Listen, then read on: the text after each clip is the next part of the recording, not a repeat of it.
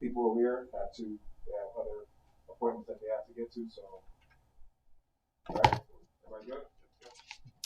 All right, let me know, count me down so I know when you're starting to record. Go ahead. All right. Greetings, and I want to thank our media for being here today with us. And I also want to thank all of the members of a committee that has come together and who have been working on issues of transportation, school bus transportation for our students. There is nothing that is more important than ensuring that we are getting our children to school and home safely and timely. So, this committee of folks that you see here, many of them have volunteered their time to come and brainstorm and work with us on what we perceive, because we know that nationally there is a school bus driver shortage. And so they have been working tirelessly with the Buffalo Public Schools on perceived issues that we may encounter this fall. So what you see here again are stakeholders. Many are BPS staff members. We have Board of Education members that serve on the committee. We have community persons, and we have parents who have been working along with us. All right. There are three areas that the committee has chosen to focus their time on. The first is the possibility of reimbursing parents who are able to transport their children to school and home. We are also aggressively addressing the issue of bus driver recruitment and retention. And finally, we've even been exploring some creative scheduling opportunities. So we're looking at possibly collapsing routes, early release dates, and some of those kinds of things. I'm going to introduce to you the person who has really spearheaded this committee. He's an associate superintendent of school leadership, and his name is John Gonzalez. He's going to come up and share with you where they are in the work. And after he speaks, a member of First Student will be coming up to address. First Student is actually the employer of the school bus drivers, and his name is Rob Hummel. So I ask you to come up, Associate Gonzalez. Good afternoon, everyone. Thank you for being a part of this day. We're looking forward to sharing with you the work that we have been doing. Our team is actually called Operation Sunrise Transportation Team, and we have been meeting weekly since early July and identifying what the challenges are in regards to getting our students to school and home every day.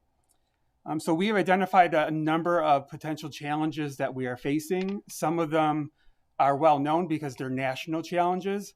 Some of them are unique to us here in Buffalo. And we're working through identifying what solutions we can put in place in order to rectify those challenges. One of the solutions that we're looking at now is in regards to whether or not we should be paying parents to transport their children to and from school. Right now, we're in an exploratory phase with that. We have not decided whether or not that is going to be a strategy that we are going to use. So there is a survey out to our families, and that survey is asking our families whether or not that is an option that they're willing to choose. And if so, to let us know. We will take a look at that information, that data, and see if it makes sense and it will actually have an impact on removing the number of routes that we need to have in order to get students to school. So right now it's just exploratory, and we're hoping to be able to share whether or not that's a viable solution in the near future. This team, again, like Dr.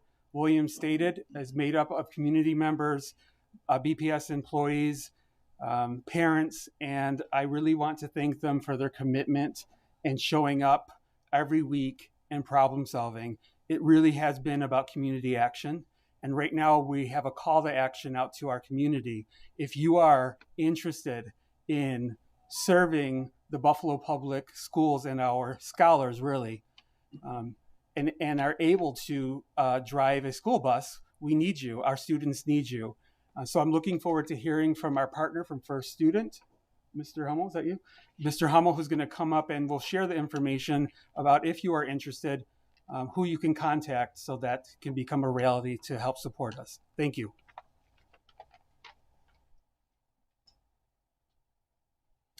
Thanks, John.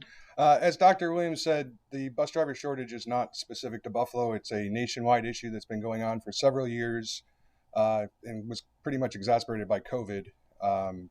Since the pandemic, many people retired that maybe weren't thinking about retiring, which really added to the mix of the shortage. First Student partnership with the school district for over 40 years now, and we are working on everything we possibly can to recruit new drivers. We've increased our wages, our starting rate by almost 30% to $25 an hour. Our senior drivers, we've bumped up to $28 an hour.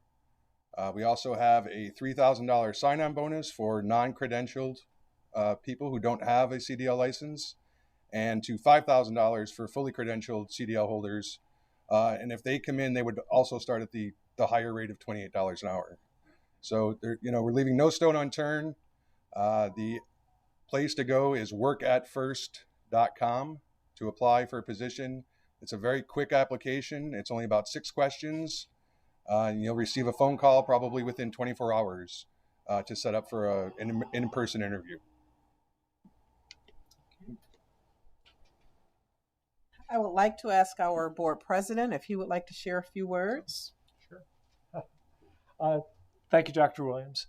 One of the things that I know that so many people are concerned with is making sure that we have a variety of different options in place, because the committee, through all their hard work, one of the things that we notice that it's a very diverse district, meaning that our parents have a variety of different situations. So there may be a multi-prong approach to how we get this situation resolved going on. So it is about, it may be about collapsing, consolidating routes to the maximum possibility. It may also be about trying to get kids placed closer to their home where possible, but sometimes our schools don't align where our populations are right now. Our schools were built 100 years ago. Our populations tend to be more along the perimeter in many cases, so that isn't a perfect alignment, but where possible we would do that. The other thing that wasn't mentioned that they're under discussion is the possibility of, with the transportation, if more parents are going to be driving, does the district explore opening the schools earlier or continuing the programs a little bit later? Because oftentimes that's what we find is that that's what parents need, is that they're unable to pick their kids up at 2:30 or 3, but they may be able to pick them up at 4:30 or 5. So that's under discussion as well. One thing that we've begun the discussion also is that many of the BPS families don't have vehicles. So paying parents will help. That's one of the components. It may be a solution. It depends on when the final data comes out where the concentrations are, because we need to not have them only in 1 or 2 districts. We have to reduce the overall routes overall. But the other thing is, how do we serve the single mom with 2 kids that is forced to make that decision in the morning? My child missed the bus, and I'm going to pay that rideshare service a premium to get my child to school. Is it worth it? If it's going to take my full shift's pay to get him to school on that day, I'll just let him stay home that one day, because one day isn't going to impact him that much. And we know that every day is precious when it comes to education. We don't want parents to face that choice. So how do we go doing that forward? How do we address that going forward? And the last thing I just want to, I want to thank the committee. I know that it has been a great committee because we've had some really great, robust discussions. And not all of us have been of the same opinion. And I think because of that, we're going to get a good product at the end. But the other thing, too, is that oftentimes we've heard from parents as well, and the survey is starting to kind of flesh some of this out, and we'll probably have to do an additional survey as well, is that some of the challenge that parents, particularly parents in our middle school, is that if my child wants to go to an after-school program, how do they get home from there? And that's one of the challenges. Or if they want to participate in middle school sports, and we're working to address that as well. So while this is where we're the farthest along, I just want to let everybody know that those other things that parents have brought to our attention that we're also are under discussion and we're working to try to resolve as well. So thank you very much for coming. I just want to thank everybody for all their hard work. Particularly the people that have volunteered their time and effort, the people that have provided us data, the people that have spoken from the various perspectives. I think all of this is going to give a great final end product. Thank you. Thank you. If we can just have 2 more speakers, and then we'll take questions. I would like to invite Bishop Badger to share a few words, and then we'll wrap up by having our Chief of Human Resources, Tammy Holly McGee, to speak about some of the recruitment efforts that the district has been involved in. Bishop Badger. Thank you. First of all, I'd like to thank Dr. Williams for being open to looking at various ways of transporting our children. Right now, the average time for a child being transported to school is 55 minutes going back home. That's 2 hours that our children are spending on the bus. That's way too long. And I think this is an opportunity for involvement of both parents and as well as working with the district to ensure that our children get to and from school safely, but also timely. I think this can also impact, far as our attendance and many other ways. So I think this is a new day in the district in the sense of having the opportunity to have a listening ear from the superintendent's office. And I'm excited about that as a community leader. I think it will bode well for our students and for our community. So hopefully we come out of this with solutions. As has been stated, this is a national problem. So it's not just centralized around Buffalo, but we have this problem across the country. But hopefully Buffalo will find a solution that works for our students and for our community.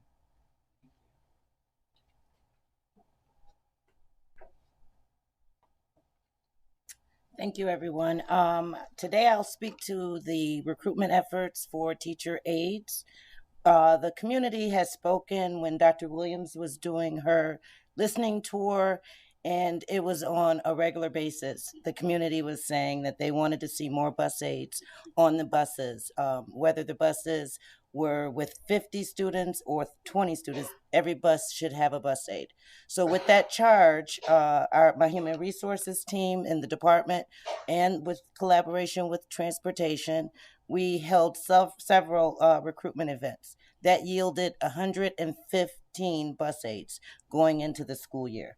Currently, we have 84 in process going through civil service. So we have partnered with the City of Buffalo and the Civil Service Department to close the gap in approving these individuals so that they'll be ready for September. So we have 84 more going in. Cheryl says she still needs more, so we're going to continue the efforts. It doesn't stop with, just a couple of hundred bus aides. But with that being said, we're going to work with transportation on retention strategies. So once we hire these 200 bus aides, we need to figure out how we're going to retain them.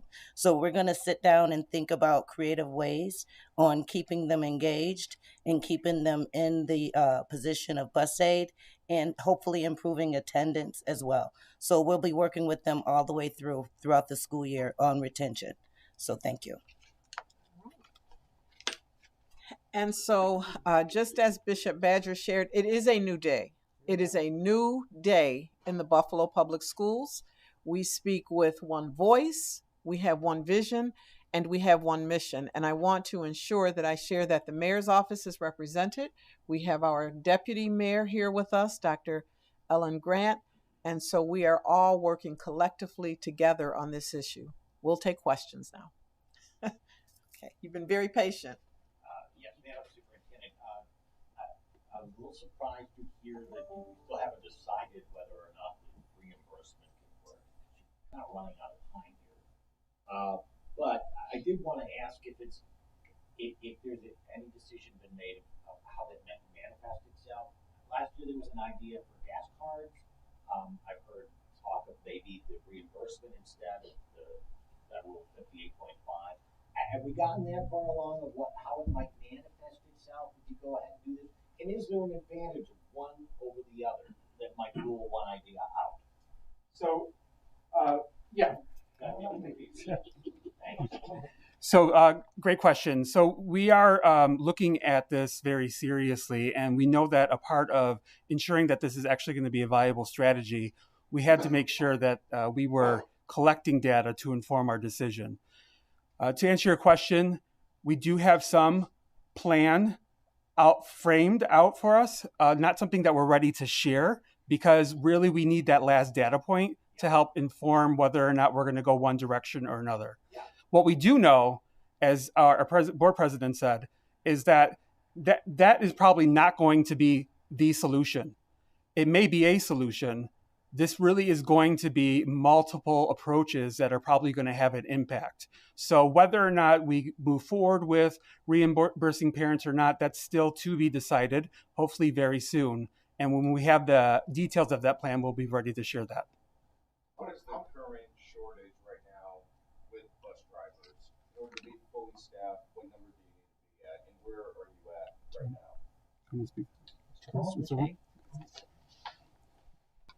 now? We are working vigilantly to recruit every single day. We are currently, last year we had about 460 routes, and we finished the school year about 35 drivers short. We're looking to get closer to 500 routes this year and probably need close to 100 drivers.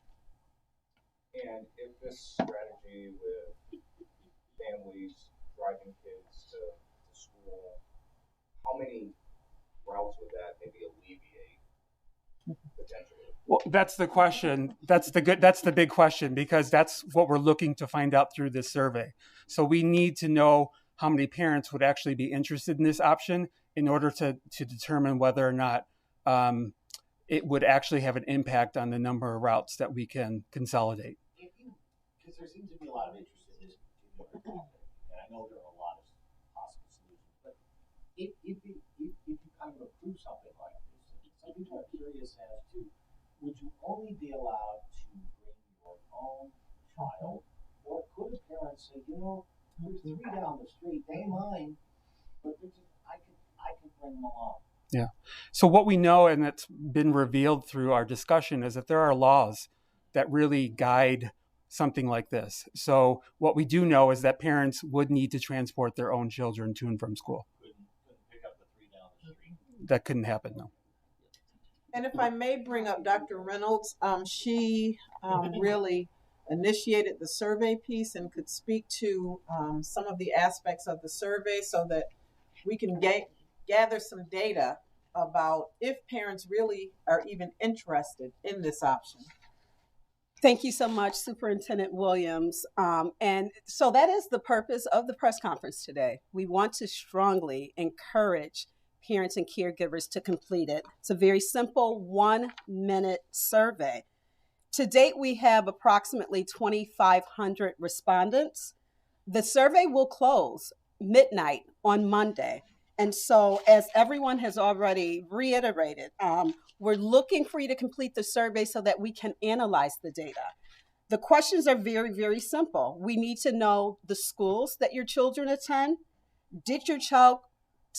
Was your child transported by the yellow bus last year? Are you willing to commit to opting out of yellow bus transportation for the duration of this coming school year, if the school district provides a reimbursement? If the respondent selects maybe, we're asking for a bit more data. And so for those who have selected maybe, they've provided us with details such as it depends upon the reimbursement amount to see if you can be flexible with that. My work schedule may need to be adjusted. Some are interested in potentially transporting their kids in the morning. Some are only able to in the afternoon. And so some are saying that more information is needed. And then there are others saying that it really depends upon the school start time. So they may be willing to transport their kids if the schools are able to receive them a little earlier.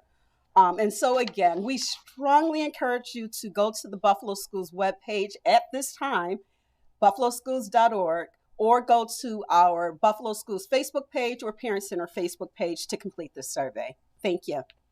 Question. There's a lot of variables clearly here, right? And you have to go through the data. As a BPS parent myself, do you have enough time here, right? We're in a week into August to collect that data, analyze that data, and make a decision. Do you have enough time, or are we going to run out of time before we start the school year? Well, we're not going to run out of time because I just want to go back to what Associate Gonzalez has said. This is one option. It is not the only option. And so we'll analyze the data. We will make decisions based upon what you all have provided, and we can explore that in addition to other options as well. So no, we've not run out of time. Is there a deadline, though, for when you want to get whatever plans there are in place to be effective for the beginning of the school year? Whether it's the, refunding parents or collapsing routes or start times, when does this committee need to have this ironed out to be effective for the beginning of the year? I'll defer to Associate Gonzalez. So that's not something that will be answered with just one particular deadline, because there are multiple strategies, as we mentioned. Some of those strategies are actually in action right now. So it depends on the particular strategy, what the deadline would be. So I hope that answers your question. And I just wanted, this was exactly what Jeff was referring to. New day, but also it's a race against the clock. So how many of these needs to be in place so that it's not chaos when kids return to school? How many of these strategies need to be in place for this to work? It will not be chaos. I don't engage in chaos.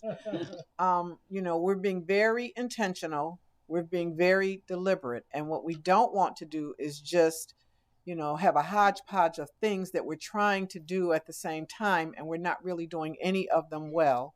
So it will be organized, but we have to make intentional decisions. We have to look at the data. We have to see if this is really something that our parents even want. Is this really a viable option? And so we're going to be making decisions based on that. Will all of the decisions happen the first day of school? Probably not. Probably not the first day of school. Right now we're in a situation where we're still accepting applications. We're still trying to recruit bus drivers. We won't know the number of bus drivers until the actual first day of school that we have. And that's nothing that's new this year. That is nothing that's new for Buffalo. That is, across other districts also. There was a reimbursement rate of 58 cents per mile. I just wonder, how was that set, that metric? How was that established? And how are they reimbursed? Is it a weekly, monthly basis? Do you base it off of their home address and the proximity to school? And then going back, is that how you calculate that? So the rate is per mile. It was set by New York State. So we have to adhere to what they have shared with us. The rate should be and can be. And what was the other question? Is it based off of the proximity from school, from their home address? That's how you establish how long, correct, how far, right? That's correct. And then how often are they reimbursed, and how? With cash, with a direct deposit, check? It would not likely be cash. Not likely be cash. But those are some of the pieces that we will have to work out internally. This is clearly a difficult issue, and this committee is working diligently on it. What are some of the challenges, I guess, from the first student side of things? You're saying you need another 100 bus drivers at this point. What are some of the challenges that you're facing in terms of recruitment, and is that a daunting challenge to get another 100 bus drivers before? Yeah, we never stop recruiting. We are hiring. We hire all year round. The different challenges are, applicants passing the CDL written test, passing a background check, passing a physical, passing a drug test, and then passing the actual CDL road test. All those things have to fall into place before they can even start training. Once they start training, the perfect candidate is 4 to 5 weeks of training. We do 40 hours of behind the wheel and classroom training. So the perfect candidate is 4 to 5 weeks before they get behind the wheel to actually drive students. So with that being said, we will start this school year with a short. I mean, it's collective across the country, but we're going to start this school year with a shortage again of bus drivers. We're not going to claim that. We're not. We are doing everything that we can. Under Chief Holly McGee, we have had some very phenomenally successful recruitment for bus aides like we've never seen before. And so we're doing the same thing as we work with First Student. We even tried something very innovative to get the word out. We created a TikTok video, which was new to all of us, maybe not to our students, but was new to all of us. We had the mayor involved. We had the Common Council leader involved. We had Mr. Radford dancing. We had our board president involved, but it really was an effort innovatively to try to get the word out about this need. But based on the math you just laid out, it doesn't sound like it's going to happen. You just mentioned the timeline. You just said how long it's going to take to get these folks up and running. So we do have bus drivers that do have their CDL licenses in other districts. I think, we are offering a very, very competitive wage. And so we're not necessarily just identifying brand new bus drivers, but we are looking for persons who could be drivers for Amazon. They have their CDL licenses, and we're asking them to consider coming to work for the Buffalo Public Schools or for First Student, because there really is no better place to work. What is the shortage on bus aides? In order to be fully staffed, what number do you need to get at? Excuse me. I'm Cheryl Kennedy. I'm the Director of Transportation. So it's all dependent upon the actual final number of routes that we have. So if we have 460 bus routes, we need 460 bus aides, plus some standbys to cover for absences.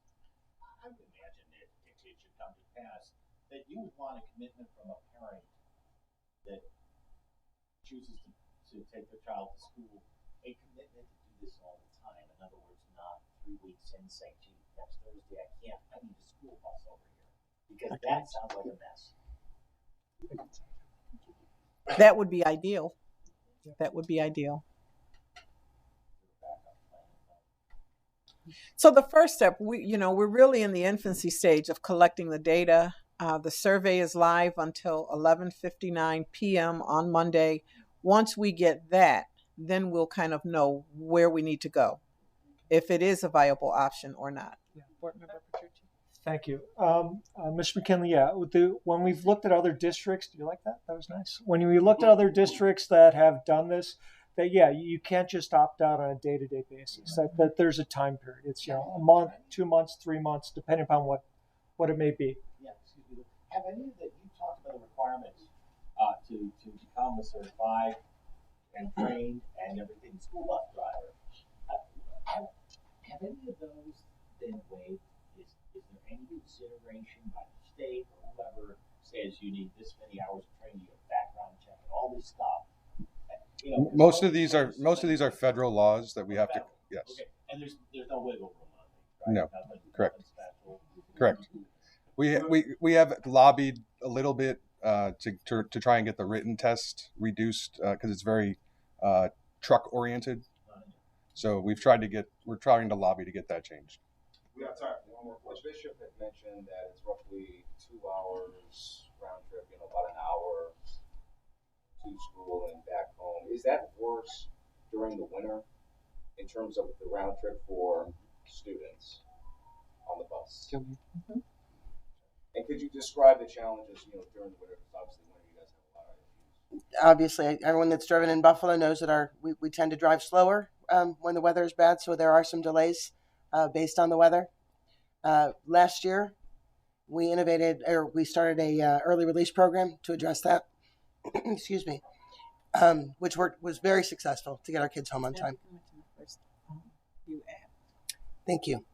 The other option that we really, or the other thing that we need to put out to our parents that's really important is to register for our first view up. It's our bus tracking application, which will notify parents if buses are running late or if there's delays in the evening coming home as well. But that 55-minute inbound, outbound, is that worse during the winter? It can be, yes. All right. Can I ask one quick off topic? No. We're just going to stay on topic today. And we're good. Thank you so much. Thank you.